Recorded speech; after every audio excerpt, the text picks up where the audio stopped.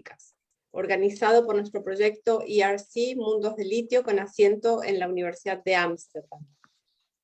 Bajo la premisa de que el proceso de extracción de litio es un proceso limpio, en comparación con otras actividades más intensivas y destructivas y de menor costo de explotación, esta actividad ha logrado tener mayor aceptación, o al menos menor resistencia en los discursos públicos hasta hace muy poco. A pesar del imaginario extendido que de alguna manera estetiza los espacios de extracción de salmuera para la producción de litio, enfocándose en los extensos salares y esas llamativas piscinas en la gama de los verdeazulados, los procesos de extracción han generado también masivas infraestructuras, sistemas materializables, daños intangibles, afectaciones en seres humanos y no humanos, y el establecimiento de imaginarios sociotécnicos que se van instalando y finalmente con el tiempo también se van normalizando. Así escuchamos en varias ocasiones que la sostenibilidad necesita de la minería, pero situada en el norte de Chile, el lugar en el cual desarrollo mi investigación, recorriendo para un lado y para el otro no solo el salar, sino el camino que recorre el litio, también es bastante evidente observar que no es posible producir energía limpia sin utilizar energía sucia.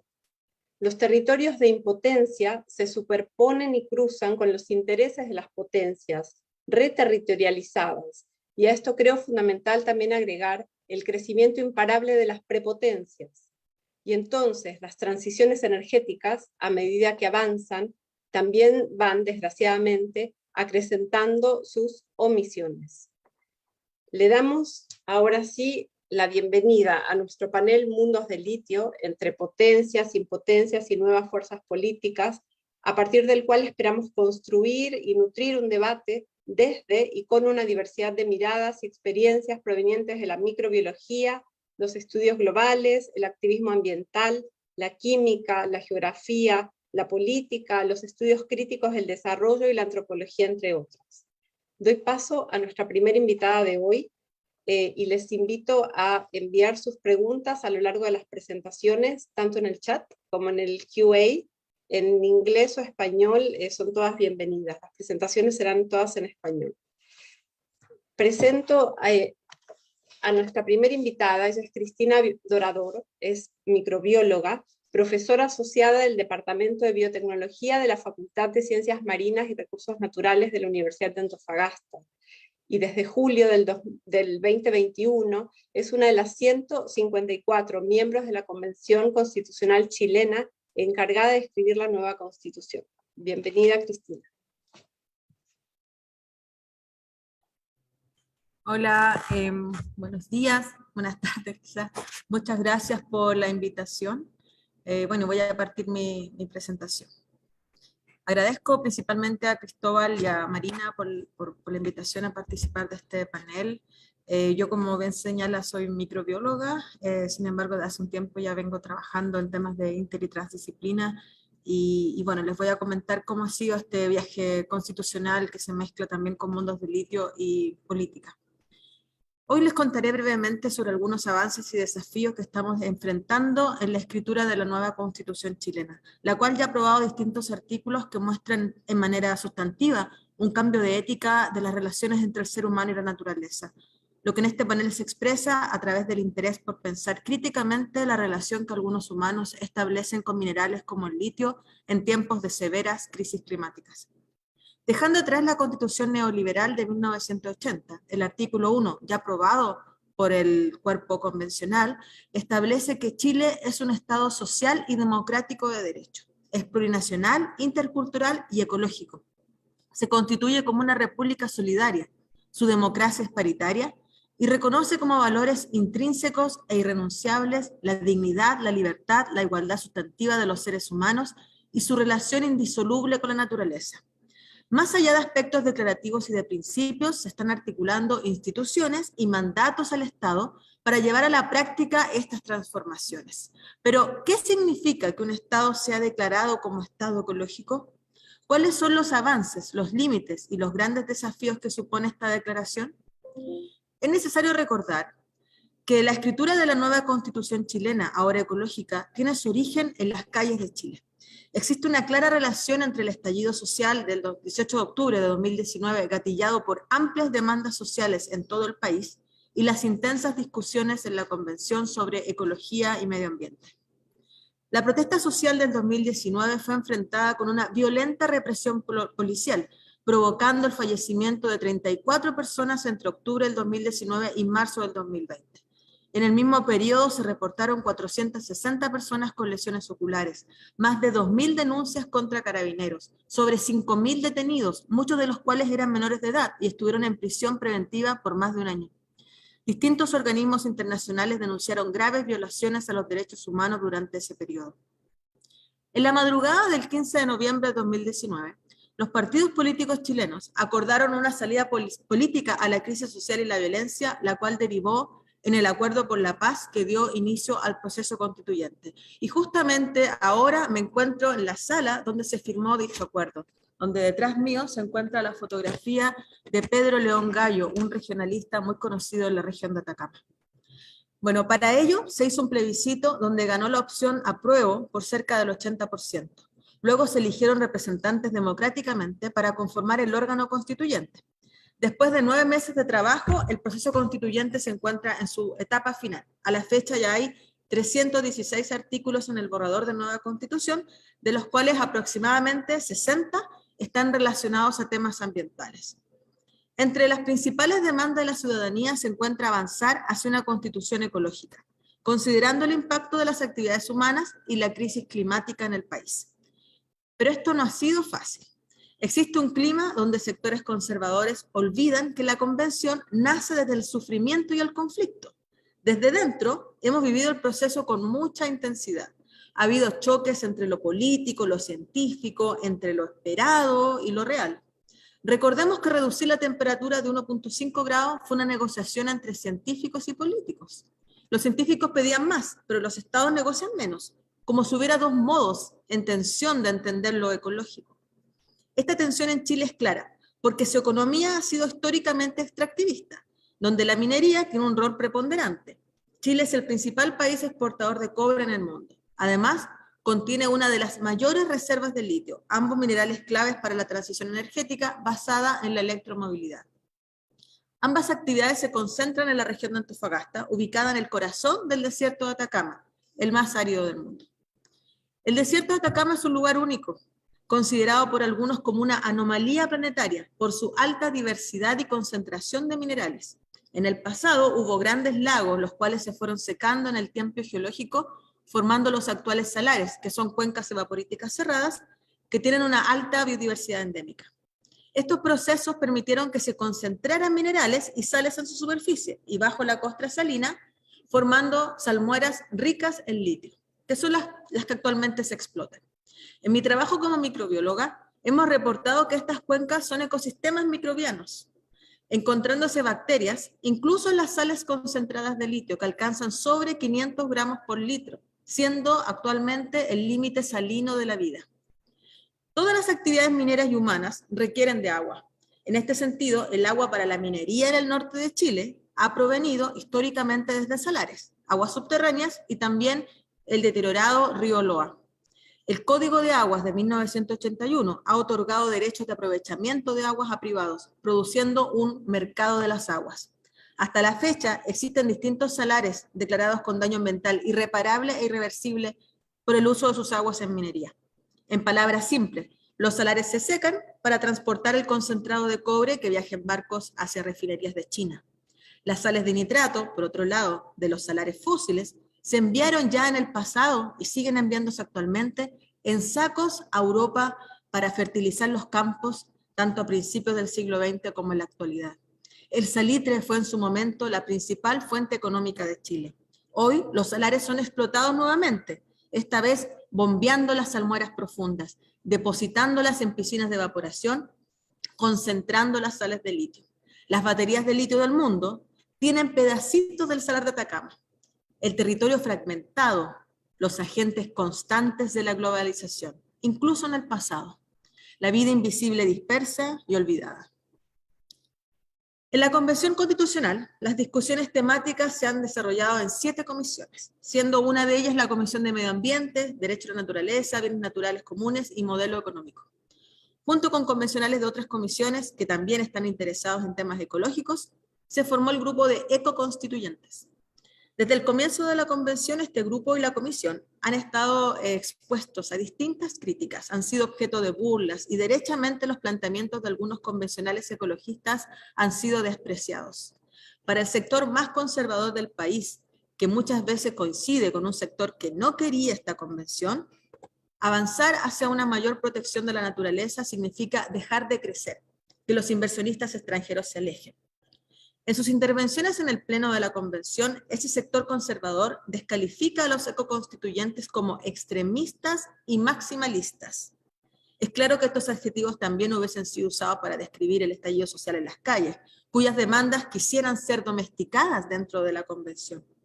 Para otros sectores de izquierda tradicional, por otro lado, se debe avanzar hacia un equilibrio, donde no se vea mayormente afectada la industria, ya que es clave para financiar los derechos sociales, siendo crucial que sea el Estado quien explote los bienes naturales comunes.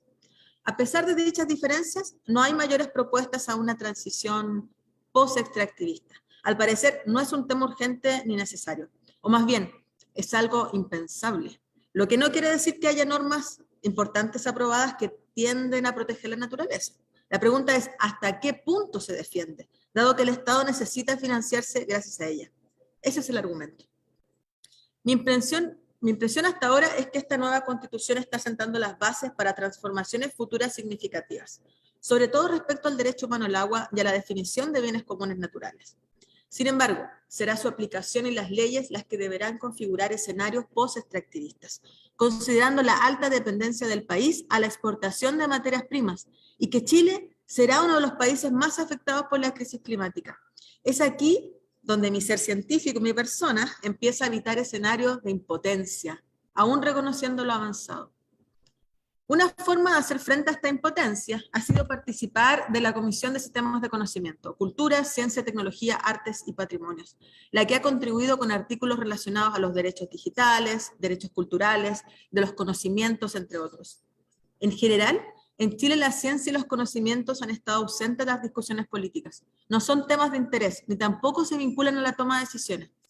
Es por ello el esfuerzo de incorporar los derechos a los conocimientos en la nueva Constitución. La novedad en estos artículos es la incorporación de sistemas de conocimiento, como una integración de distintas disciplinas. En esta mención se incluye a la ciencia, la tecnología, artes, humanidades, saberes locales y saberes ancestrales. La complejidad de los futuros y actuales desafíos requiere también de visiones y contribuciones inter- y transdisciplinarias, un ejercicio de justicia epistémica. Se han aprobado los artículos referentes al derecho a participar y beneficiarse de los conocimientos, incorporando el derecho de los pueblos indígenas a preservar, revitalizar, desarrollar y transmitir los conocimientos tradicionales y saberes ancestrales. Del mismo modo, el artículo sobre deberes del Estado señala el fomento del acceso equitativo y abierto de los conocimientos. Recordemos que Chile es uno de los países que menos invierte en investigación de la OCDE. La mayoría de los indicadores relacionados están muy bajo el promedio. Al parecer, no hay necesidad de investigar cuando un país depende de la explotación de la naturaleza. En el contexto de crisis climática, es crucial adaptarse y conocer los efectos del cambio climático, y para ello la investigación es crucial. Estos artículos aprobados son un avance en dicha dirección.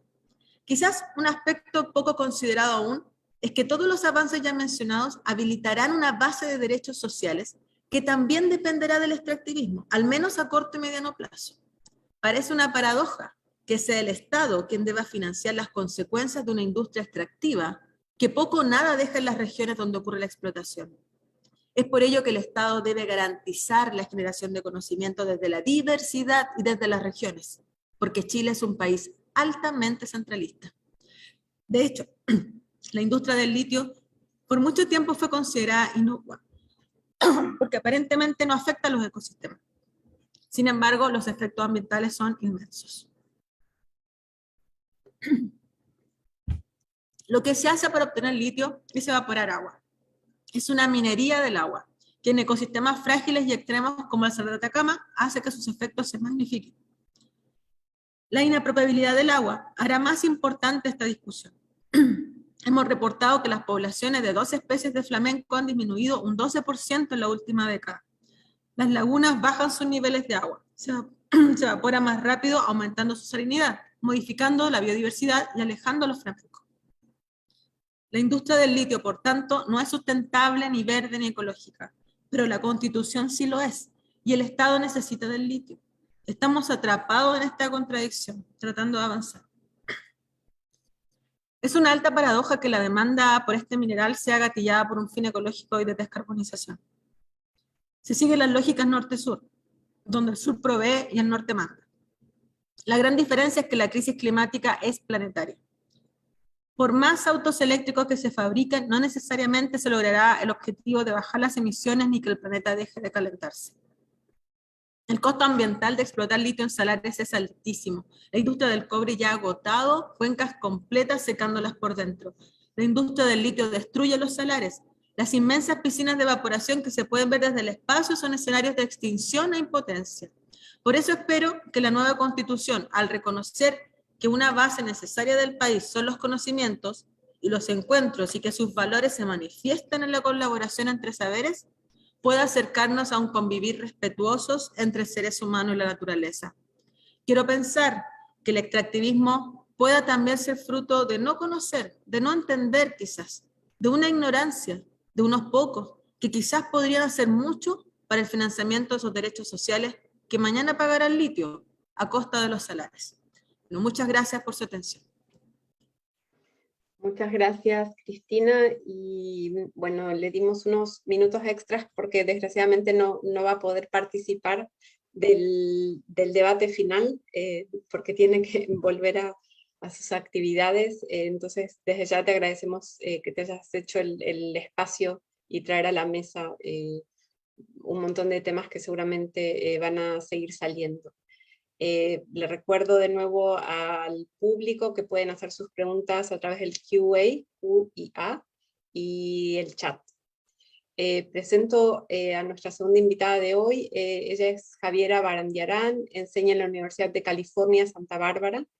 Es autora del libro Lo que el Estado neoliberal no sabe, conflictos científicos y política ambiental en Chile, y junto a colegas abogados de la ONG FIMA, escribió hace poco el libro Derechos de la Naturaleza en Chile, argumentos para su desarrollo constitucional. Javiera lleva unos años ya investigando la historia de la minería de litio en Chile, Argentina y Estados Unidos. Te damos la bienvenida, Javiera. Gracias por venir. Hola, buenos días, estén donde estén. Muchas gracias a todos, especialmente a Cristóbal y a Marina por esta invitación, y a Cristina Dorador y a todos los convencionales que tenemos haciendo un gran trabajo por todos los chilenos, así que mis gracias. ¿Pueden ver el PowerPoint? ¿Sí? Ok, bueno, voy a empezar porque tenemos poco tiempo. Lo que voy a contar hoy es un fragmento de cómo se inició la minería del litio en salmueras en los salares de Silver Peak, Nevada, y del Salar de Atacama en Chile. Estos inicios se remontan a la década del 60 y 70. Entonces, esta es una pequeña parte de una historia ambiental del nacionalismo de recursos mineros que estoy escribiendo en este momento. Para quienes quieran ahondar en los impactos actuales, lo que sabemos hoy en día, impactos sociales y ambientales de la minería del litio en salmueras, les recomiendo la lectura de este informe que acaba de salir, en el que participé junto a James Blair, Ramón Balcázar y Amanda Maxwell. Está en inglés y en castellano, y da cuenta de muchos de los desafíos que tenemos hoy en día. Y recomendaciones concretas sobre cómo ir mejorando la minería del litio. Pero ¿por qué remontarnos a la historia? Yo creo que es algo que nos ayuda a entender un poco en la línea de lo que decía ahora Cristina, nos ayuda a entender por qué después de tantos años, décadas que llevamos con estas operaciones, seguimos sabiendo tan poco, por ejemplo, sobre el impacto real sobre el agua.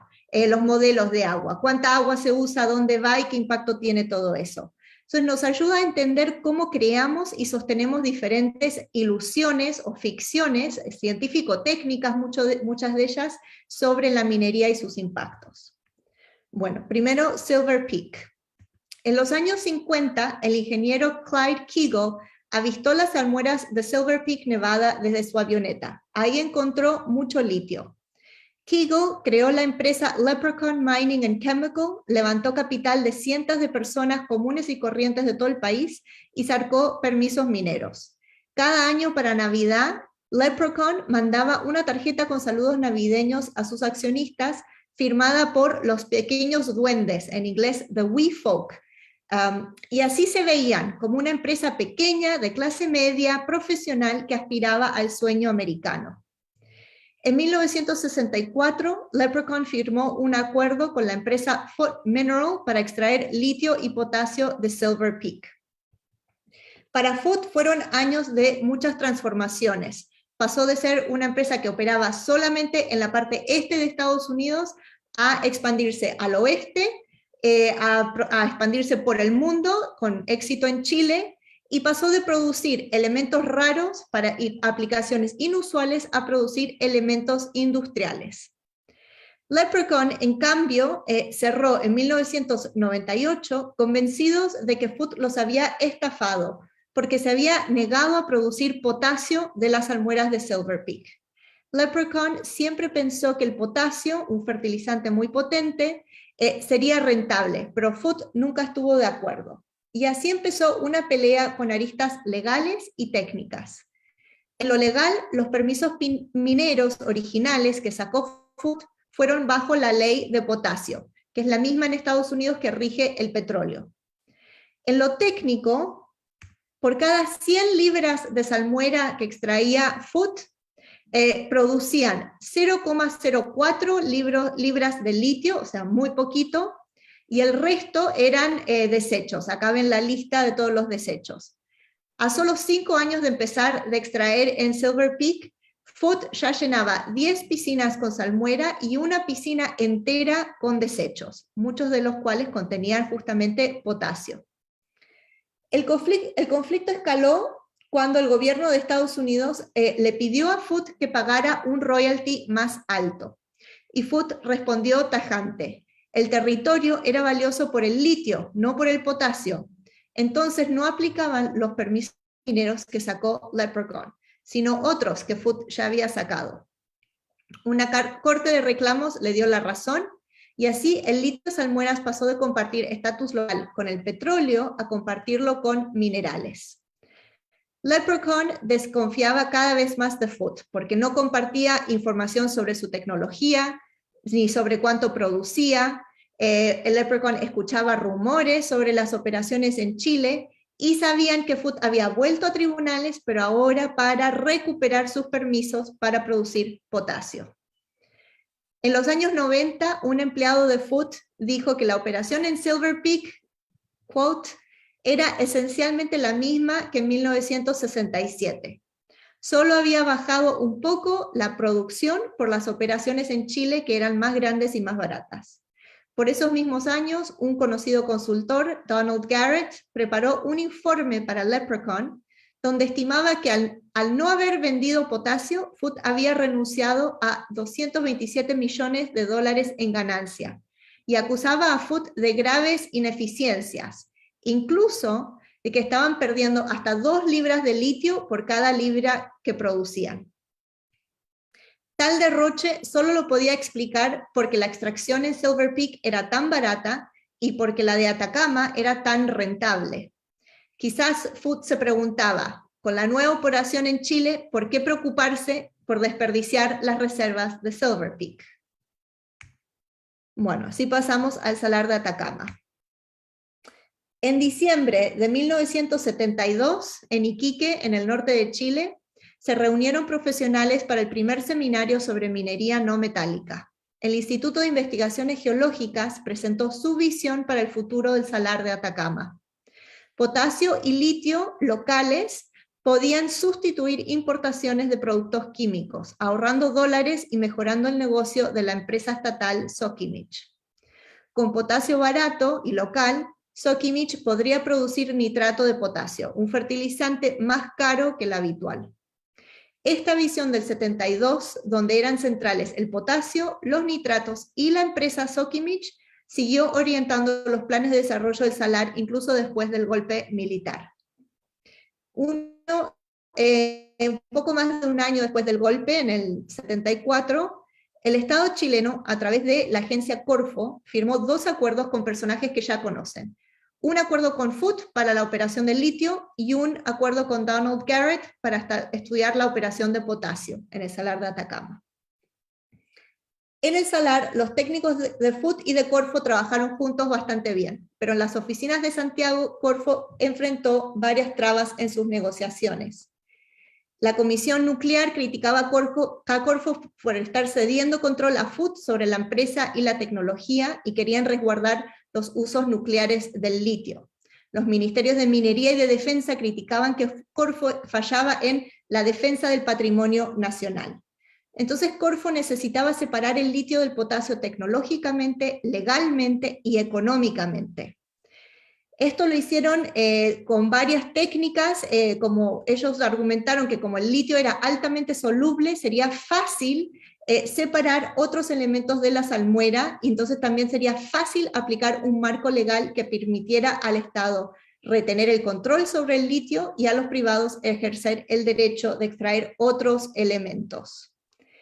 Bueno, para 1979, Corfo emitió varios informes donde recomendaba estos proyectos, y entonces al mismo tiempo que Corfo hacía sus recomendaciones donde separaban en lo legal el potasio del litio, el Estado aprueba el decreto ley que declara el litio estratégico nacional y que de alguna manera separa la regulación del litio del potasio. Entonces así parecía que para el 79 Corfo tenía todo bien amarrado, pero quedaba la tarea de separarlos técnicamente. En ese mismo informe de Corfo escribían: el proyecto de sales de potasio en el salar de Atacama plantea un problema de convivencia con la empresa que extrae litio. La convivencia se hacía difícil porque ambos proyectos usan la misma tecnología, los mismos datos, las mismas arcillas y el mismo yacimiento, porque al fin y al cabo, en una mina líquida y químicamente compleja, todos extraen del mismo recurso. Voy a pasar a mis conclusiones por el tiempo. Este fragmento, por un lado, muestra cómo en Chile, bajo la dictadura militar, se establece un régimen de copropiedad entre el Estado y privados, mientras que en Estados Unidos crece una multinacional y cierran empresas chicas como Leprechaun. Muestra también la plasticidad de las leyes mineras, pero aquí lo más importante es que el contraste entre Silver Peak y Atacama hace evidente a alguien que nadie realmente ha querido reconocer en toda esta historia, y es que el litio y el potasio no se pueden separar sin generar grandes pérdidas ambientales, porque sus diferentes concentraciones requieren bombear a diferentes ritmos. Rápido para potasio, lento para el litio. En Silver Peak, este problema lo resolvió Leprechaun con la ilusión que el potasio que Foote desechaba se estaba acumulando en una gran pila que algún día podría ser procesada. En Atacama, la aparente solución la puso Corfo, con la idea que la salmuera con litio puede ser reinyectada una vez extraído el potasio. Ambas son soluciones falsas y sin embargo persisten hasta el día de hoy, y son un ejemplo de estas ficciones que nos contamos para justificar una economía, una política económica que es muy dañina para el medio ambiente. Muchas gracias. Muchas gracias, Javiera. Qué interesante hacer este raconto histórico para alimentar también el debate y los análisis que estamos haciendo, fundamental. Mil gracias. Lo voy a presentar ahora a Félix Dorn. Él es investigador postdoctoral en el Instituto de Geografía de la Universidad de Innsbruck. Su investigación se centra en los extractivismos de recursos naturales en el contexto del desarrollo sostenible, extractivismo verde, los conflictos socioecológicos relacionados y posibles alternativas. Y Félix también es editor del blog colectivo Lithium Worlds. Así que te damos la bienvenida, Félix, y ya estamos viendo tu presentación. Bueno, muchas gracias. Y bienvenidos a mi presentación sobre minería de litio y ecocolonización, la red global de producción en el noroeste de Argentina. Bueno, sabemos todos, obviamente, sobre la importancia del litio para la transición energética o la transición hacia la sostenibilidad que conduce a una nueva demanda de ciertas materias primas estratégicas, entre ellas el cobalto, el níquel o también el litio. Y por eso la extracción de litio en Sudamérica, o en este caso en Argentina, está integrado en un mercado global y una red globalizada de producción y consumo, exportando principalmente a países del norte global y a China. Y a nivel local, en las comunidades indígenas, hay diferentes reacciones con respecto a la minería de litio, y comparé los impactos socioecológicos y las diferentes percepciones y estrategias con las comunidades de Huáncar, en la cuenca del Salar de Olaroz Cauchari, en el departamento de Susques, y Santuario de Tres Pozos, en la cuenca de Salinas Grandes. Así que, teniendo esto en cuenta, muy brevemente, mi marco teórico, en términos generales, consistía del enfoque de la red de producción global, el enfoque GPN, y quería ampliarlo para analizar el sector extractivo. Y esa ampliación la realicé integrando GPN y ecología política. En pocas palabras, en mi análisis enfoqué distintos actores a diferentes niveles espaciales, las relaciones de poder entre ellos y los impactos socioecológicos del cambio ambiental y los conflictos resultantes. Así que con respecto al diseño de investigación, para este trabajo pasé 11 meses en las comunidades indígenas, así que se basa en un enfoque predominantemente cualitativo. Y para darles un poco de perspectiva del litio GPN en la Puna de Jujuy, después del primer proyecto comercial de litio del país, inaugurado en 1997, la minería de litio en Argentina es algo un poco más reciente que en Chile, pero hoy en día en Argentina hay unos 60 proyectos en distintas etapas de desarrollo, construcción, producción piloto. Obviamente no todos esos proyectos van a empezar a producir, una gran parte también es solamente especulación minera, pero el segundo proyecto comercial fue inaugurado en 2014 por Salce Jujuy, una empresa conjunta de Toyota y Orocobre, en Olaroz Cauchari, en la provincia de Jujuy, acá resaltado en rojo. Como también podemos ver aquí, los proyectos de minería de litio se encuentran en su mayoría en las provincias de Catamarca, Salta y Jujuy, y la reforma constitucional de 1994 convirtió la minería en una cuestión federal. Eso es importante porque en el caso de Jujuy, por ejemplo, se reproduce el discurso global del recurso del futuro, y a nivel discursivo se vincula verbal y simbólicamente la minería de litio con nuevas tecnologías, con energías limpias, con la producción de baterías, con incluso la conexión de Internet de las comunidades. Hay una larga lista de ejemplos. Acá a la izquierda, por ejemplo, el primer pueblo solar, Olaroz Chico, o a la derecha el Parque Solar Cauchari, según el gobierno provincial, el parque solar más grande de Sudamérica y el parque solar más alto del mundo, así que muchos adjetivos superlativos acá. Y la legitimación resultante de eso es un muy buen ejemplo del extractivismo verde. Entonces, el gobierno provincial otorga concesiones a empresas privadas, por lo que se superponen lógicas distintas, territoriales, en la cadena de valor. Y en las comunidades podemos ver adaptación y cooperación por un lado, y resistencia y protestas por otro. Así que estas posiciones que vemos en realidad tienen poco que ver con las percepciones divergentes sobre la minería de litio. En esta visualización de una escala Likert, esa surge de una encuesta que realicé con jóvenes de las dos comunidades.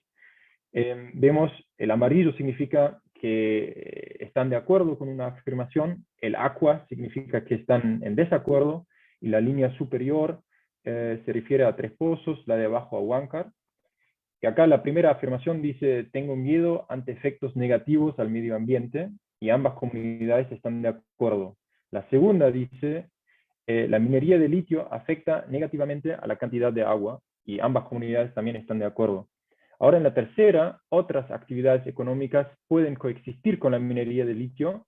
En Tres Pozos es un no, en Huáncar es un más bien que sí, Pero en la cuarta es más obvio, dice, sin la minería del litio mucha gente emigraría de mi comunidad. En Tres Pozos es un no, en Huáncar un sí. O sea, aunque coincidieron en cuanto a los efectos negativos, se desviaron mucho de lo que eso significa para su comunidad.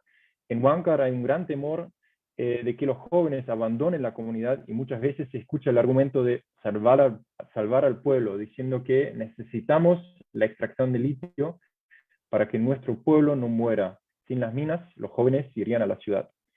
En este contexto planteo que las comunidades siguen estrategias diferentes, ya históricas, en el trato con el Estado o con la economía capitalista. En Huáncar es una estrategia más de negociación con las empresas mineras, con el objetivo de maximizar los beneficios en términos de empleo, y podemos observar una especie de lobo solitario, porque ahí en la zona cada comunidad del departamento tiene acuerdos bilaterales con las empresas. En Tres Pozos, en cambio, vemos más una estrategia de resistencia con acciones de protesta visibles y simbólicas y con pasos legales, y la materia prima en sí es solo un catalizador. El objetivo es más bien la autonomía con respecto al territorio.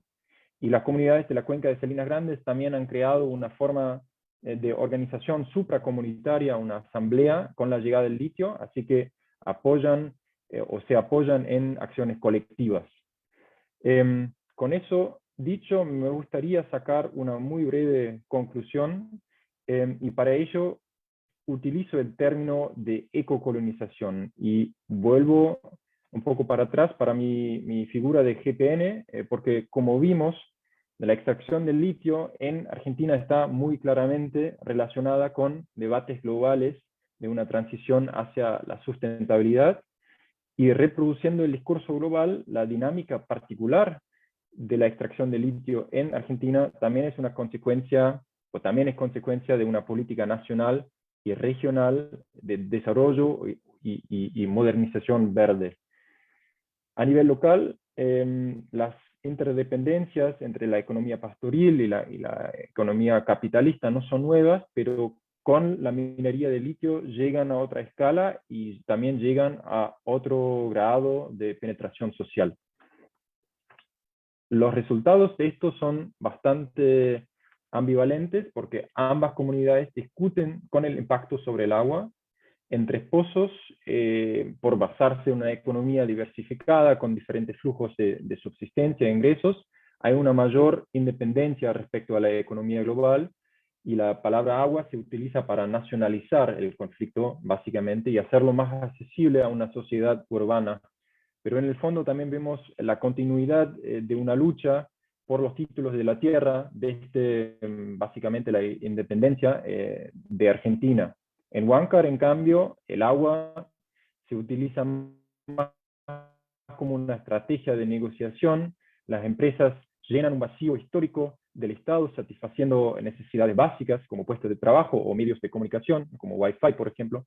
Y al mismo tiempo, la frase de salvar al pueblo hace hincapié en la violencia estructural existente en la zona. O sea, las relaciones de dependencia unilaterales que existen con las empresas. Y eso también se refleja en un nuevo nivel de conflictividad dentro y entre las comunidades indígenas. El término ecocolonización ahora señala que existe un presente colonial en el contexto del desarrollo sostenible o supuestamente sostenible, y esta ecocolonización en el nombre del cambio climático es infraestructural, ya que se basa en cadenas de valor y va profundizando potencias y territorios de impotencia, para relacionarlo un poco más con este panel.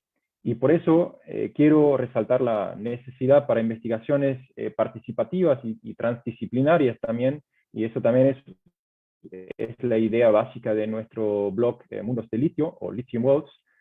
Así que eso también es una invitación para contribuir y participar en el futuro. Muchas gracias. Muchísimas gracias, Félix. Y vamos tejiendo a partir del concepto de territorios de impotencia, también un relato bien rico, y se van agregando y superponiendo también las escalas, ¿no? Lo local, lo regional, lo nacional, internacional, transnacional, hasta llegar a lo global. Como les dijimos ya, les dije en varias ocasiones, están todas invitadas, invitados a realizar preguntas que van a ser hechas todas al final de la última presentación, tanto por el QA como por el chat. Damos ahora la bienvenida a Martina Gamba. Ella es argentina, doctora en Ciencias Exactas, es investigadora del CONICET y profesora de la Universidad Nacional de La Plata. Desde el 2017 investiga materiales para baterías de litio. Martina integra el grupo de estudios en geopolítica y bienes comunes, con quienes ha publicado el libro Litio en Sudamérica, Geopolítica, Energía y Territorios en 2019. Integra el Foro Interuniversitario de Especialistas de Litio en Argentina, y te damos la bienvenida, Martina. Bueno, muchísimas gracias, un placer estar aquí, gracias por la invitación, por la escucha y por la posibilidad de dialogar con el resto de los y las participantes de este panel. Como ustedes saben, o como se viene mencionando, el 10% de las reservas mundiales de litio se encuentra en Argentina, donde, como acaba de decir Félix, hay más de 60 proyectos extractivos que se encuentran en diferentes etapas de exploración, factibilidad, construcción y producción. La normativa que rige esta actividad en nuestro país es heredada de la década de 1990 y facilita la instalación de empresas transnacionales que exportan productos primarios, avasallan los derechos de las comunidades de la región, provocan impactos ambientales que comprometen la reproducción de la vida en los territorios y no incorporan desarrollos científicos y tecnológicos locales en sus procesos productivos.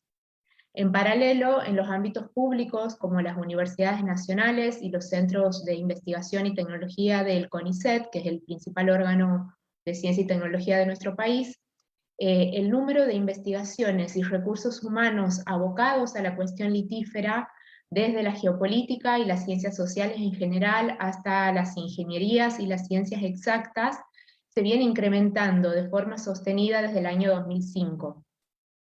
Pero excepto algunos casos aislados de aplicación, la mayoría de las veces la ciencia del litio termina en publicaciones científicas, en papers o desarrollos a escala piloto, y no se transfiere al medio productivo y tampoco se tiene en cuenta en la planificación estratégica del Estado.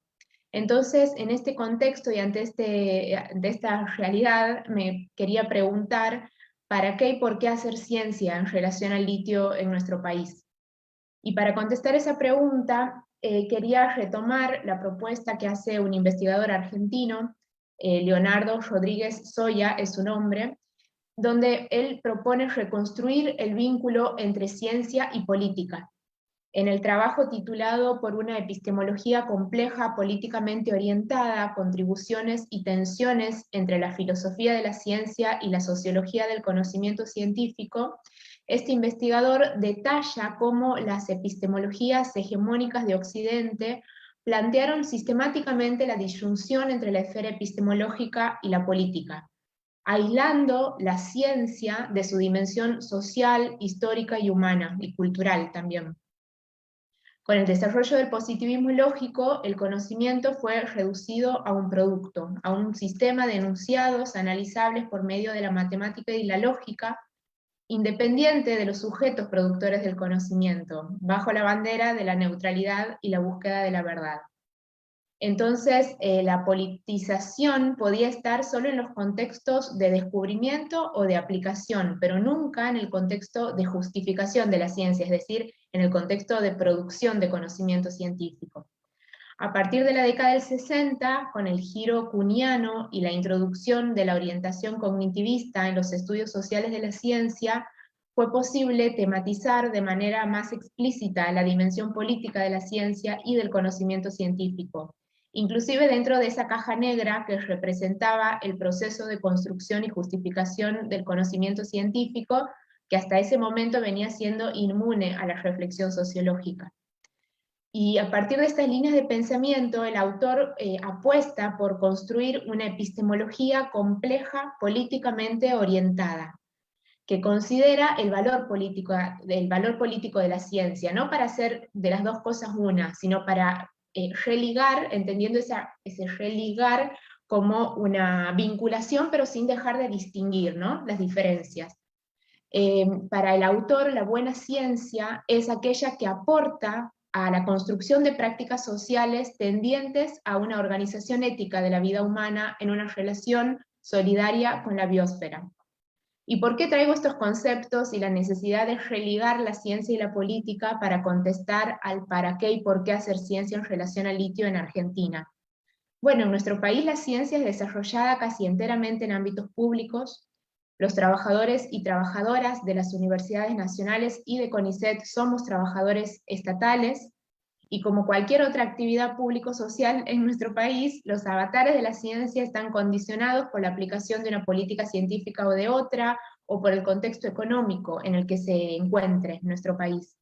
De hecho, en el periodo previo al gobierno actual, en el periodo del 2015 al 2019, bajo un gobierno de marcado signo neoliberal, asistimos y fuimos testigos del fuerte desfinanciamiento de la ciencia y de una nueva ola de fuga de cerebros, como ya se había dado en la década de los años 90 y principios de los años 2000.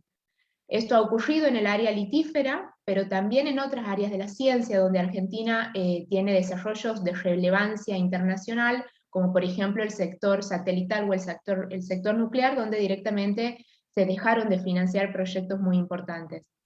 Entonces, el posible recambio presidencial del año 2019 generó expectativas acerca de las posibilidades de que un signo político diferente traiga consigo novedades para con la ciencia y la tecnología del litio.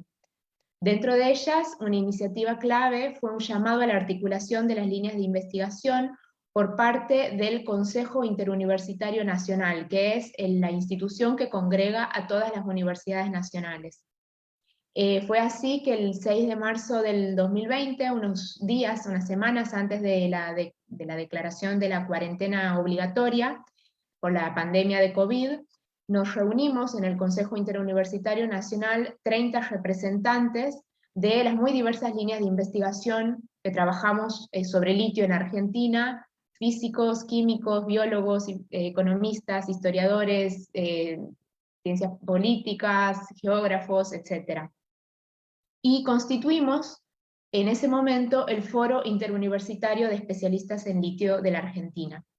A los pocos días de esta reunión sobrevino la pandemia, y sin embargo, en el contexto de la virtualidad obligatoria, el foro que congregaba a estos 30 representantes de grupos de investigación de todo el país, nos pudimos dar en el marco de la virtualidad un cúmulo de tareas internas de articulación, formación, elaboración de planes de ciencia, reuniones con funcionarios públicos como el ministro de Ciencia de ese momento, el ministro de Desarrollo Productivo de la Nación, con comunidades que habitan los territorios, con empresas públicas, con sindicatos, y pudimos elaborar y presentar un proyecto concreto para la creación de un centro interinstitucional de litio para albergar y articular concretamente estas líneas de trabajo, con objetivos en el mediano plazo y en el corto plazo. Hemos organizado el primer encuentro nacional sobre litio el año pasado, a finales del año pasado, que congregó a más de 400 personas, no solo académicas, sino de todos los sectores, tanto funcionarios de gobiernos provinciales y nacional, representantes de los territorios y las comunidades, miembros del sector productivo, organizaciones sociales y ambientales, representantes de empresas públicas también. Entonces, además de esto, hemos elaborado 3 declaraciones públicas, publicadas en los medios, cuestionando la lógica extractivista que predomina en el país y postulando la necesidad de pensar el litio como un elemento estratégico y de manera integral, es decir, considerando la soberanía de las comunidades, la sostenibilidad del ambiente, y así como también una estrategia de crecimiento tecnológico en el que predomine el saber local. Es decir, que desde la primera reunión y casi sin proponérnoslo, estábamos construyendo una mirada integral sobre el litio, al mismo tiempo científica y política. Hasta antes de la constitución del foro, los grupos de trabajo que hoy lo componen trabajamos de forma parcelada, colaborando solo con grupos afines, y muchas veces esta colaboración era más fluida con grupos extranjeros que con grupos del propio país. No había de ninguna manera construido una manera transdisciplinar que pusiera en tensión, por ejemplo, los aspectos de la tecnología y del valor agregado con aspectos vinculados a los impactos ambientales y sociales que acarrea la actividad, y los talleres de formación interna, el diseño de proyectos y de políticas públicas, inclusive el ejercicio de debatir y de plasmar nuestros acuerdos en las declaraciones públicas, posibilitaron que dimensionemos la complejidad del asunto, y creo que ahí está justamente lo verdaderamente singular y lo trascendente del foro, en que apuesta a romper la atomización y en transformar esas políticas actuales que incumben al litio, pero también el modo en que hacemos ciencia. El aprendizaje de este tránsito es que no podemos mirar una problemática que tiene impactos económicos, políticos, sociales y ambientales solo desde una única disciplina. Pero tampoco es suficiente mirar una problemática socioambiental solo desde la ciencia. Es necesario dialogar con otros sectores si verdaderamente queremos hacer una ciencia transformadora.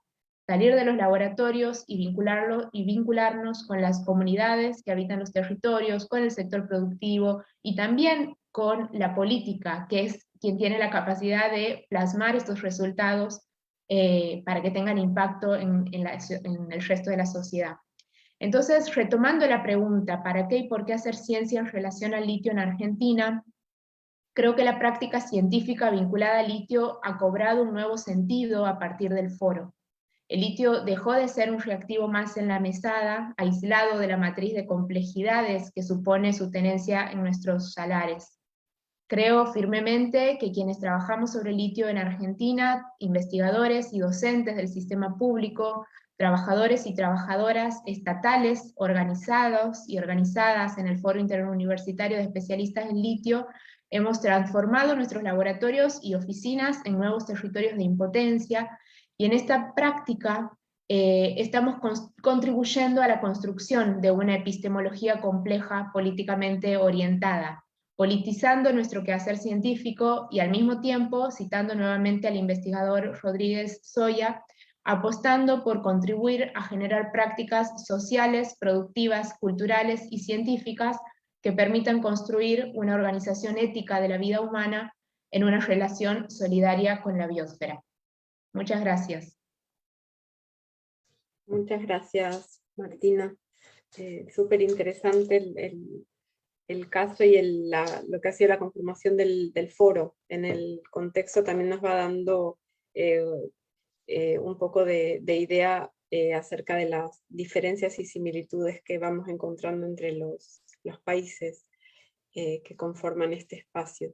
Le doy la bienvenida a Cristóbal Bonelli. Él va a hacer la última presentación y después le vamos a dar paso a Marisol de la cadena. Cristóbal Bonelli Iglesias es chileno, es psicólogo clínico y doctor en antropología. Actualmente es profesor asociado del Departamento de Antropología de la Universidad de Ámsterdam y es investigador principal del proyecto ERC Mundos de Litio. En Chile colabora con el Centro de Estudios Interculturales Indígenas, CIR. Así que le damos la bienvenida a Cristóbal. Muchas gracias, Marina. Uno de los efectos... no funciona esto. Ok. Uno de los efectos geopolíticos de la invasión rusa en Ucrania es el haber acelerado distintos proyectos de independencia energética.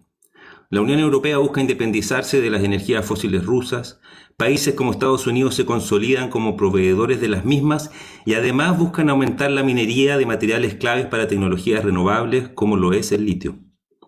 Hoy me interesa pensar cómo esta independencia energética moviliza ciertas ideas sobre libertad, autonomía y movilidad, presentándonos una alternativa que intenta convencernos que para ser más libres y sustentables es necesario generar nuevos territorios de extracción, ya sea de energías fósiles como de materiales para tecnologías renovables.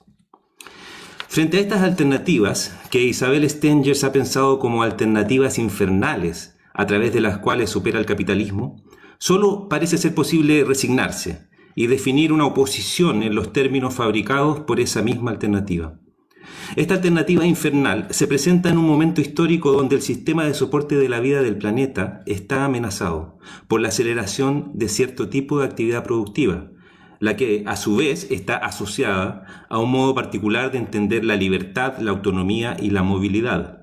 De hecho, muchas de las métricas canónicas del Antropoceno como cambio de época tienen que ver con la producción y transporte masivo de recursos móviles.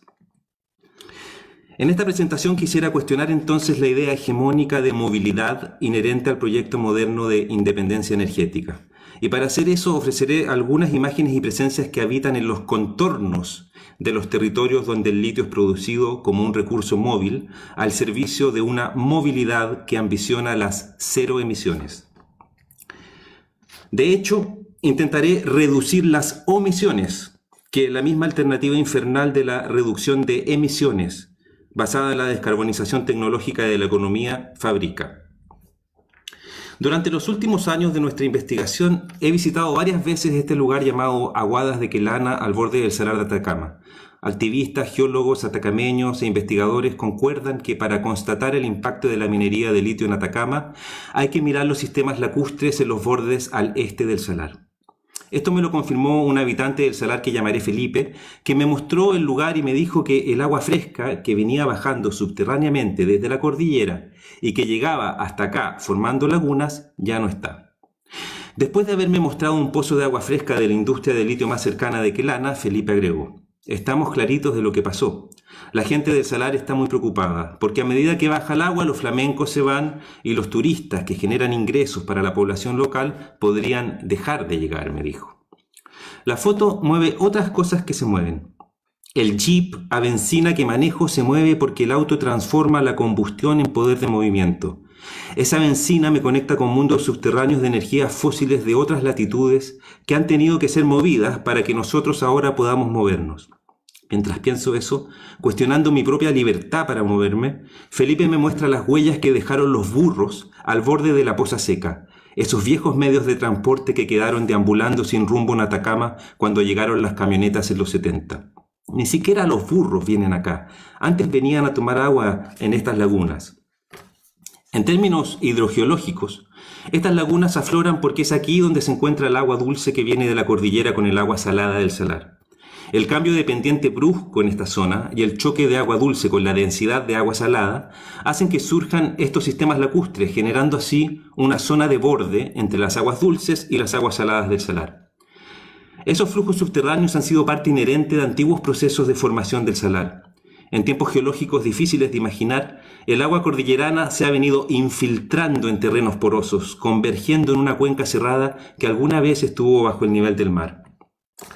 Las Aguadas de Quelana son una zona liminal entre el sector donde habitan los atacameños y aquello que los geólogos llaman el núcleo del salar, que es el lugar desde donde se extrae la salmuera con alta concentración de litio. Esta zona es vista por muchos activistas y habitantes como el extremo del efecto, y la definición de la presunta permeabilidad o impermeabilidad de esta zona que separaría las aguas parece resultar crucial para adjudicar responsabilidad de daño ambiental. Literalmente, esta es una zona de polarización ambiental que configura algo parecido a lo que el geógrafo Nigel Clark ha llamado relaciones estratos. Una relación donde confluyen los mundos geofísicos subterráneos con los mundos sociales en la superficie, y donde los mismos estratos geológicos son gatilladores de controversias políticas. Las industrias de litio se refieren al núcleo del salar como el sitio del recurso, un cajón depósito bastante profundo, donde yacen disueltos en agua elementos que la química moderna llama sodio, potasio, litio. El sitio del recurso es delimitado por la industria de litio a través de un ordenamiento del territorio que separa, por un lado, la vida humana y el agua fresca, y por otro, lo inhumano y la salmuera. Crucial para la gramática de la extracción del litio es la definición de salmuera como un fluido que no es agua, definición basada en la norma y clasificaciones ISO. Así, el territorio es ordenado a través de una categorización mineral que establece el núcleo del salar y la salmuera como inhabitables e inhumanos, generando un territorio estable de propiedad y control sobre las aguas subterráneas y sus movimientos. La industria exacerba una desconexión para ocupar el sitio del recurso y establecer la estabilidad del objeto que se extrae para ser poseído y luego dotado de valor económico. La salmuera, inhumana, imbebible, cuya movilidad es controlable y por ende extraíble. El núcleo del salar es transformado en una cosecha de sales que van precipitando a medida que el agua de las salmueras, después de ser bombeadas con bombas alimentadas con diésel, se evapora en las piscinas que reciben esos fluidos subterráneos. Cuando la salmuera alcanza una mayor concentración de litio, está lista para salir en camiones aljibes hacia el sitio de conversión, lugar donde se separará el boro, el magnesio y el calcio que viajan también en estas salmueras. Estos camiones salen a través de otro borde del salar que suele ser omitido cuando se piensa el impacto. Y así como en el borde de Quelana hay filtraciones antropogénicas de agua, estos camiones podrían ser también considerados como operadores de una filtración basada en la sed de libertad y autonomía sobre las que se piensa la independencia energética y su electromovilidad. En febrero de este año, con Marina Weinberg, seguimos la ruta de estos camiones. La mañana en la que habíamos decidido salir, camioneros chilenos habían tomado la ruta en señal de protesta, debido al asesinato de uno de ellos en manos de migrantes venezolanos, inmovilizando el flujo de todo tipo de recursos móviles, incluida la benzina necesaria para moverse. Días después logramos partir. De ese viaje hoy solo quiero compartir un episodio que considero como un evento omitido por la alternativa infernal de la reducción de emisiones y que tiene que ver con un tipo de movilidad que, por cierto, no es eléctrica. En el tercer día de viaje, camino a Tocopilla, ciudad que alimentó con energía a Chuquicamata, la mina cobre a tajo abierto más grande del planeta durante el siglo XX, pudimos ver familias enteras de migrantes caminando al lado de la ruta. Considerando el asesinato reciente, llevar a alguna de estas personas a dedo hubiese implicado cierta ilegalidad y cierto riesgo para nosotros, lo que alimentó nuestra impotencia, haciéndonos sentir atrapados dentro del auto, mientras los caminantes aparecían atrapados estando afuera del auto, atrapados también ellos dentro de esa prisión ecológica. Con esta historia me interesa hacer solo un punto. Uno de los riesgos presentes al investigar el litio solamente como recurso móvil es el de aceptar los términos en los que la alternativa infernal de la independencia energética define movilidad. En ese escenario solo podemos definir una oposición a esa alternativa en los términos fabricados por esa alternativa. Sin embargo, podemos también pensar el litio dentro de un sistema de relaciones que excede al impacto y que suele ser omitido si observamos solo movilidades hegemónicas. Felipe, los burros del desierto, la muerte de Byron, los caminantes migrantes sedientes sin rumbo, los desaparecidos flamencos, las aguas milenarias de los acuíferos, los ciclos biogeoquímicos del desierto, son todas presencias que nos invitan a repensar el movimiento más allá del proyecto de independencia energética y sus ideas de libertad y autonomía. Estas presencias nos obligan a cuestionar no solo qué es lo que cuenta como movilidad, o pensar críticamente para qué nos movemos, sino también reformula potencialmente nuestro interés por la reducción de emisiones en una ética de las omisiones. Muchas gracias. Bueno, muchas gracias, Cristóbal. Le doy paso a Marisol para que ella nos ayude a pensar las presentaciones y qué hacer con todo esto que va surgiendo. Te damos la bienvenida a Marisol. Marisol es nacida en Lima, Perú, enseña actualmente en la Universidad de California, Davis, escribió Mestizos Indígenas, Raza y Cultura en los Andes, 1919-1991, y Earth Beings, Ecologies of Practice Across Andean Worlds, que está siendo traducida al español. Conjuntamente con Mario Blaser ha publicado A World of Many Worlds, y actualmente se encuentra haciendo trabajo de campo con Santiago Martínez Medina en Colombia, pensando en posibilidades de vidas y muertes éticas en compañía de vacas, toros, pastos, cercas y gente. Muchas gracias, Marisol, y te damos la bienvenida. Yo les doy las gracias a todos ustedes, a Cristóbal y a Marina, sí, por organizar el simposio, pero a todos ustedes, a todos ustedes por las presentaciones que han hecho, de las cuales he aprendido mucho, me han inspirado muchísimo, y ojalá que lo que diga pueda tener sentido, porque está en súper borrador y un poco en súper borrador, ahí lo voy a dejar. Y voy a hablar todo junto, no voy a separar las ponencias, sino las voy a tratar de integrar, porque creo que abren posibilidades, todas juntas, se nutren mucho. Entonces, voy a empezar con el último paper quizás, el paper de Cristóbal. ¿Qué pasa si pensamos 0 omisiones en vez de 0 emisiones? El paper de Javiera explica clarísimamente que la historia extractiva del litio, que lo que hizo posible la extracción del litio y cómo se hizo el litio y el potasio, está llena de omisiones. Llena de omisiones. Además de saberse poco sobre el agua, se sabe poco o nada sobre la difícil separabilidad y hasta la imposibilidad de separación del litio y del potasio. Se sabe poco de la difícil separabilidad de los intereses mineros y de las leyes. Se sabe poco de la supuesta separación de ambas, y se sabe nada de la falsedad de la separación de ambas. Son omisiones. Lo que está omitido es la verdad inconveniente. Y lo que hay es otras verdades, que son verdades. Una de las cosas que voy a proponer es pensar la verdad como en plural, y pensar en pleitos de verdades. 0 emisiones, la idea de 0 emisiones es muy claro que distribuye vidas diferenciadamente, y usar 0 omisiones en vez de 0 emisiones sugiere no omitir vidas en la distribución de futuros.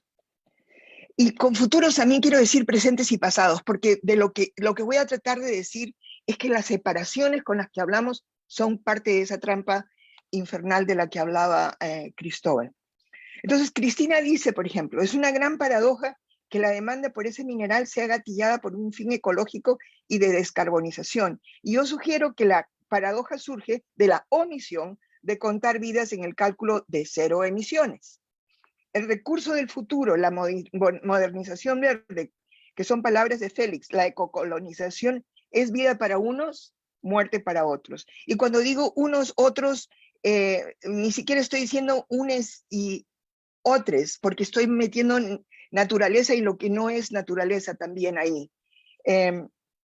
Bueno, entonces, vida para unos, muerte para otros, y eso lo saben y no lo saben, por ejemplo, las comunidades que trabajan Félix, o no quieren saberlo, porque la ecocolonización es una alternativa infernal frente a otra alternativa infernal, que es la de migrar o no tener trabajo, o sea, metidos en 2 alternativas infernales.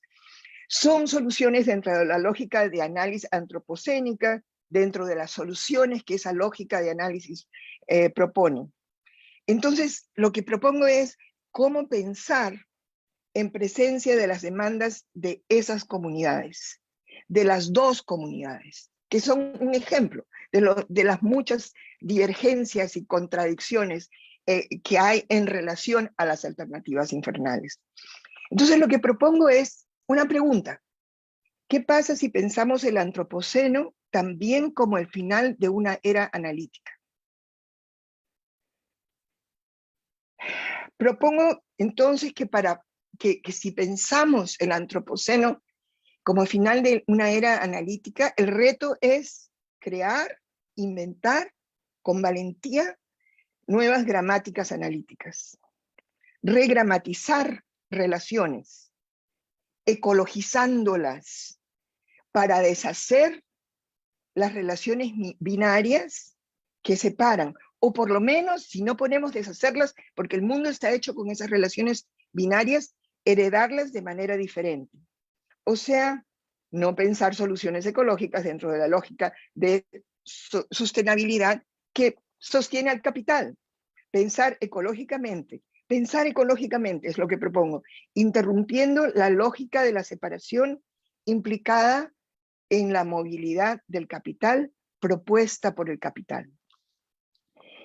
La movilidad capitalista infernal funciona separando espacio y tiempo y luego manejándolos. Primero los separa y luego los conjuga de maneras específicas. Por ejemplo, ayer aprendí con Matilde Córdoba Azcárate que el turismo como actividad extractiva mueve, ¿no es cierto? Sabemos que mueve turistas, pero también inmoviliza gente en el lugar, a los trabajadores, y inmoviliza el lugar turístico en el tiempo. Cusco, inmovilizado en el tiempo. San Pedro de Atacama, inmovilizado en el tiempo y al mismo tiempo movilizadísimo por el capital. Entonces la pregunta es, ¿qué inmoviliza la movilidad de los recursos naturales? Y cada uno de lo que se convierte en recursos naturales, en este caso el litio, por ejemplo, ¿qué inmoviliza la movilidad del litio? ¿O cómo moviliza la movilidad del litio? La movilidad separa, aunque sea con dificultad, como dice Javiera, separa el recurso de su fuente para desplazar el lugar y hacerlo desaparecer muy despacio. Separa el pasado del futuro para ocuparlo. No hay burros. Entonces, frente a esto, propongo pensar lo que se nos presenta como impensable y por qué se nos presenta como impensable. La palabra impensable fue ya pronunciada por Cristina. ¿Por qué se nos presenta como impensable? Y pensar, por ejemplo, lo impensable sería, podemos hacer litio sin ocupar lugar, sin separar pasado de futuro, para poder heredar litio de manera diferente.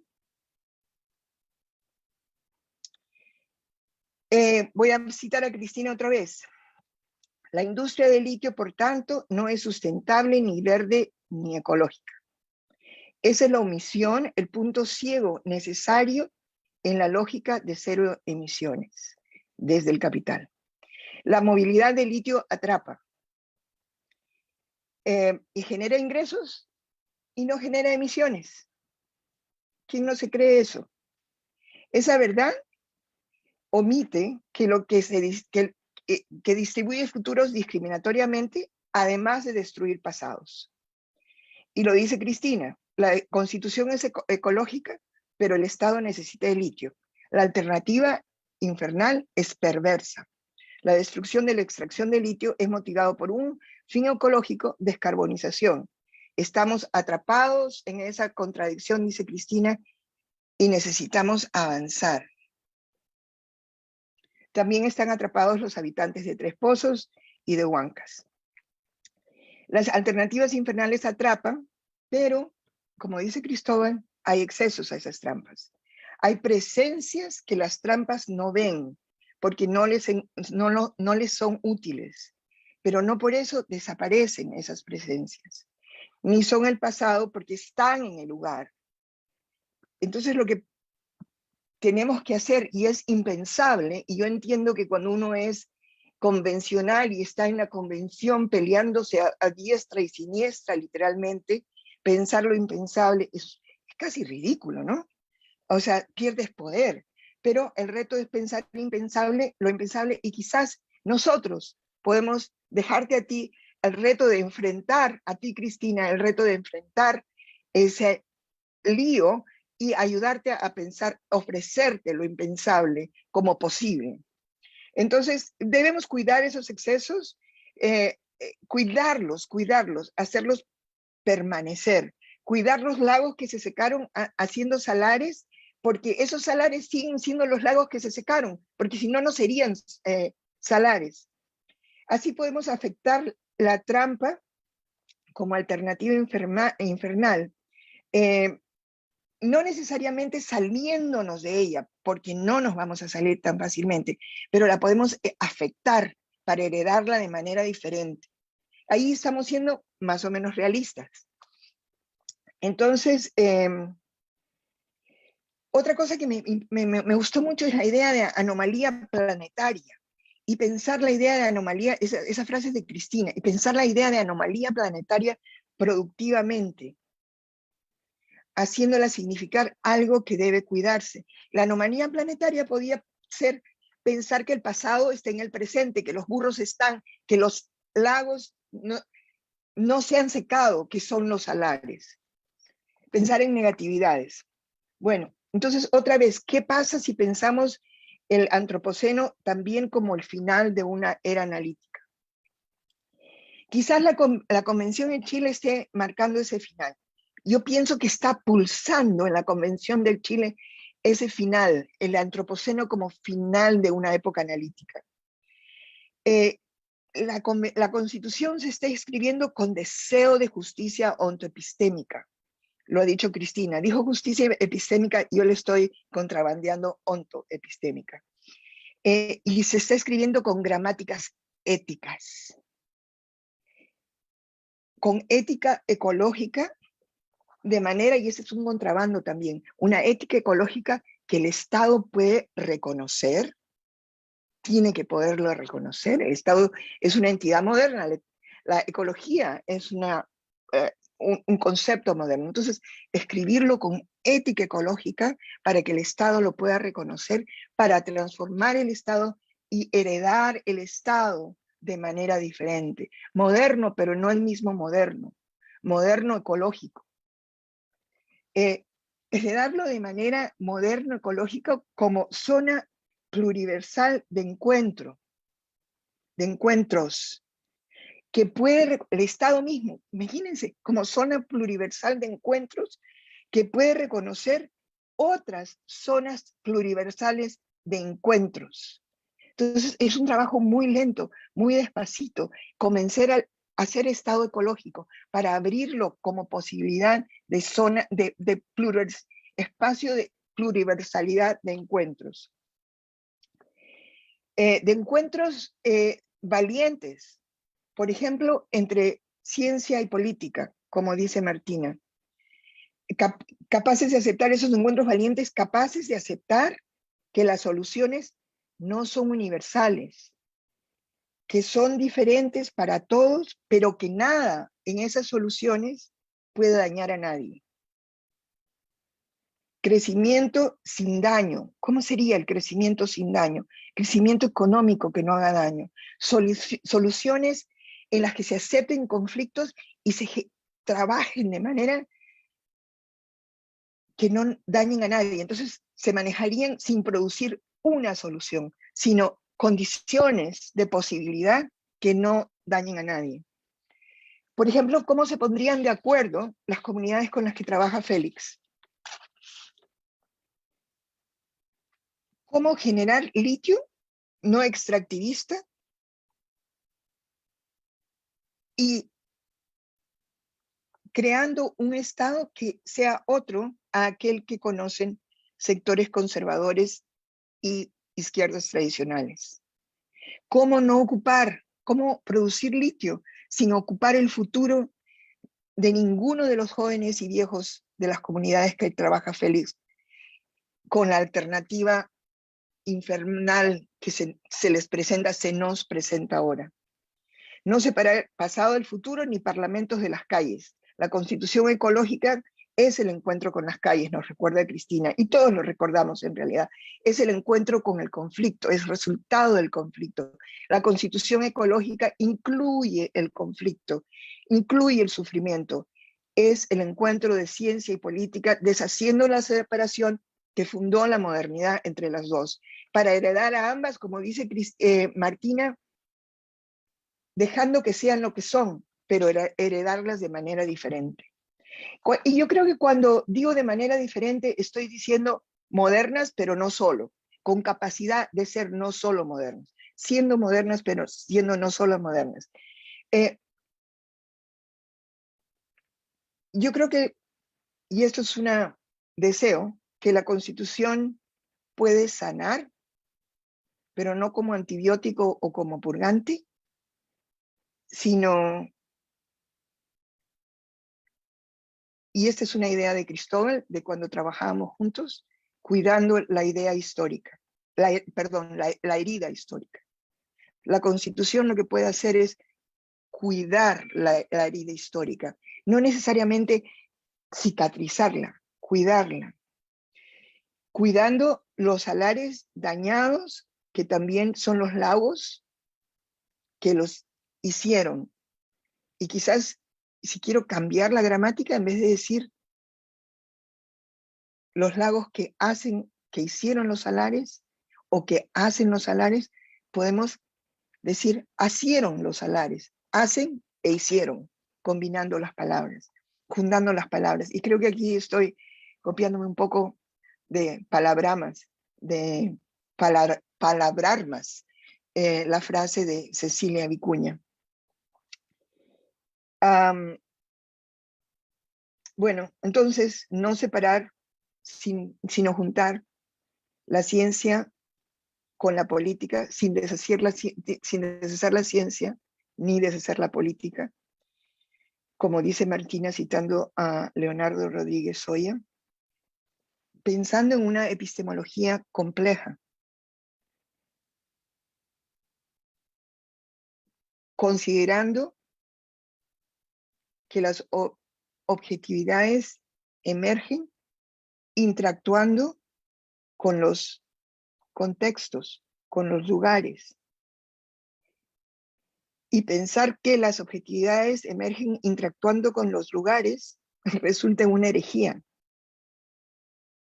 La verdad en Londres no es la verdad en los salares de los Andes. Hay verdades complejas. La verdad es compleja. Es verdad / es. Articuladas por la ciencia, interactuando políticamente con lo local. Y lo local interactuando políticamente con la ciencia. El foro en el que participó Martina podría, por ejemplo, ser un evento de gestación de una gramática inusual que esté desplazando la gramática analítica científica usual. Parece que participaron quienes podían ser herejes. Por ejemplo, personas dispuestas a construir conocimientos de forma horizontal y politizada. Y yo añadiría, junto con lo que han dicho todos ustedes, controlando omisiones y considerando los excesos inconvenientes a la ciencia y a la política. Y muchas gracias por la super inspiración. Muchas gracias, Marisol. Gracias, muchísimas gracias. Creo que le diste una vuelta y lograste tejer, como nos decías al principio, las presentaciones. Tenemos muy poco tiempo y entonces estoy angustiada hace 1 hora y 20 minutos porque creo que todas y todos los acá presentes y las personas que están escuchándolas y los están reaccionando a medida que las van escuchando. En principio, bueno, hay muchas felicitaciones, simplemente quiero hacer una aclaración acá. Bernardo había dicho que varios panelistas se refieren a la crisis climática meramente como discurso, entre comillas. ¿Cuál es la diferencia de sus posiciones con las del negacionismo del cambio climático? Yo creo que simplemente para aclararle a Bernardo, no sé si alguien no está de acuerdo, pero me parece que son formas de hablar, pero en este panel no hay nadie que esté negando esa crisis. Y luego hay unas preguntas que estaban dirigidas a Félix y a Martina, que tenían que ver con el rol de China, que China está teniendo en este juego, en esta cadena. Y nos quedan 6 minutos. Entonces, bueno, Marisol tejió un poco, creo, en esta idea de que finalmente la excusa, la idea, el ideal de la electromovilidad, digo yo, que tiene como objetivo último la reducción de emisión de gases contaminantes, en realidad está movilizando e inmovilizando, como han presentado todas y todos, distintas series de elementos, de poderes, de capital, privilegios, vida, muerte, y también fue interesante cómo cada uno y cada uno tomó la noción de territorios, de impotencia. Entonces, ¿qué se puede y qué no se puede? ¿No? El poder, además de como sustantivo, un poder hacer, poder moverse o no poder, de una manera polisémica. Simplemente dejo abierto el micrófono para que ustedes 5 reaccionen a la intervención de Marisol. Nos quedan 5 minutos, podría ser 1 por persona, y bueno, y queda esta gran pregunta de China, que entiendo que en realidad sería 1 hora y media más, pero si les parece, para ser equitativos, tomemos 1 minuto por cada uno de los presentes. En el mismo orden, si quieren, en el que presentaron. Cristina. Bueno, yo quiero agradecer mucho este panel. Tuve la oportunidad aquí de un apoyo, así que pude escuchar toda este tiempo, las presentaciones. Agradezco también conocer al resto de los panelistas. No tenía el gusto incluso de verle las caras. Javiera lo ubicaba, pero nunca le había visto su cara. También a Marisol, realmente ha sido muy inspirador y muy energizante para el momento también en que estamos, en el último momento aquí de la convención. Hoy en la tarde, justamente en un ratito más, se votan las últimas normas referentes a conocimiento y vamos pavimentando este camino, como bien decía Marisol, de cambios de gramáticas éticas y también de estas éticas ecológicas que está presente en realidad en la gran mayoría de los convencionales, quizá no precisamente algo explícito, pero sí en las intervenciones uno nota ese deseo transformador que lo queramos o no, los cambios son inevitables. Y independiente, ¿cierto?, cómo se haya articulado estos procesos políticos, y ahí donde también ocurre este encuentro de valientes, como también señala Marisol, entre la ciencia y la política, que también lo está experimentando Martina y tantos otros, en que nos enfrentamos finalmente como una comunidad compleja. Entonces, salir de las lógicas tanto individuales como de las extremas experticias hacia la horizontalidad y la comprensión del otro, también desde los dolores, porque eso también lo vemos acá muy plasmado, es un ejercicio puramente humano y yo creo que nos va a hacer comprender también todo lo que tenemos que avanzar, y porque los escenarios que se vienen a futuro son muy difíciles, y es fantástico que entre todos podamos pensar esto y que el litio sea también un punto de encuentro para pensar nuevos mundos. Así que muchísimas gracias nuevamente por esta invitación. Gracias, Cristina. Doy pie a Javiera. 58 segundos. Bueno, voy a tomar menos porque se corre el tiempo. Gracias, Cristóbal y Marina. Una vez más, sus redes son impresionantes, tienen una capacidad de traer a la gente a la mesa con mucho talento y saber hacer. Así que felicidades. Marisol, genia total, gracias. Me encantó esta idea. Yo quiero resaltar la idea de heredar el litio de una manera diferente y pensar en esta idea de herencia como una manera de repensar el valor, que es algo que se habla tanto en la economía. ¿Quieres aclarar algo? Pero antes de darte la palabra, de nuevo la Constitución, yo también creo que es un momento clave no solo para Chile, pero para el mundo, porque está haciendo un gran trabajo de esta nueva gramática analítica. Así que de nuevo, gracias a todos los constituyentes por su gran trabajo. Y solamente para decir que esa idea de heredar de manera diferente no es mía, sino de Stengers, que es una bruja maravillosa que inspira muchísimo, moviliza muchísimo, y a veces atrapa también. Félix, Martina, Cristóbal, sus segundos en el aire. Dale, bueno, muy rápido. Muchísimas gracias también por a los otros panelistas. Me encantaron sus trabajos y a lo que dijo Marisol, muy lindas palabras, haciendo sentido de todo eso. En cuanto a la pregunta de China, sí, es una pregunta compleja y seguramente podríamos hablar en otro panel solamente de eso. Lo que sí sé es, o sea, la cuestión de acuerdos oficiales entre los países es un poco compleja. Lo que es el caso del litio, como no cotiza en la bolsa, depende mucho de acuerdos bilaterales, y en todas las empresas operadoras, en Argentina, por ejemplo, hay mucha presencia de empresas chinas, o sea, por ejemplo, Ganfeng Lithium es muy grande, en el caso de Minera Exar, etcétera, y de esa forma se constituye la gran exportación a China. Esas empresas, a su vez, también tienen acuerdos y convenios con, por ejemplo, en el caso de Ganfeng, con Volkswagen, así que por vía directa y inversiones privadas se aseguran su share. Gracias. Bueno, muchas gracias. Me sumo a todas las palabras, a lo que vienen diciendo. La verdad que un panel muy enriquecedor, muy estimulante y bueno, agradezco haber sido parte y también esto, aventurarnos, ¿no? Todos aquí hacemos ciencia y creo que politizamos nuestra práctica, nuestro quehacer científico y bueno, indudablemente no alcanza con ciencia, pero sí con una mirada crítica y con esa aventura de crear nuevos mundos y que el litio sea una excusa para encontrarnos y para pensar y para construir otras dramáticas y otras realidades posibles.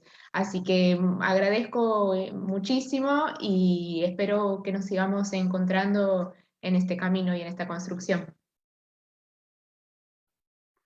Bueno, yo solo decir que estoy agradecido de haber visto cómo el litio terminó siendo un compañero en este panel, Qué bonito. que creo que abre muchas posibilidades. Y solo decir que lo que entiendo es que hay que seguir movilizados, pero sin saber lo que es la movilidad, teniendo que inventar la movilidad, como hicieron las calles de Chile hace un par de años. Agradecer a Marina por la organización, coorganización y a todas ustedes también, especialmente también a Marisol y a los organizadores del ASA que nos dieron esta oportunidad de tener esta conversación con tanta gente que está escuchando, que sería fantástico poder conversar con ellos en algún minuto, pero bueno, el tiempo es escaso. Así que muchas gracias a todas, todes. Marina. Bueno, muchas gracias. Solo para cerrar, muchísimas gracias, Marisol. Creo que nos dejaste pensando y le diste sentido a lo variopinto, a la diversidad precisamente. Y muchas gracias, Félix, Cristóbal, Martina, Javiera y Cristina. Y nuevamente esto está enmarcado en el proyecto Mundos del Litio y agradecemos al ASA de todas formas por habernos ofrecido esta oportunidad y como decía Martina, seguiremos caminando y dialogando, intercambiando y pensando para vivir mejor. Así que muchas gracias y a todos y a todas, a todos quienes están conectados, gracias por estar ahí.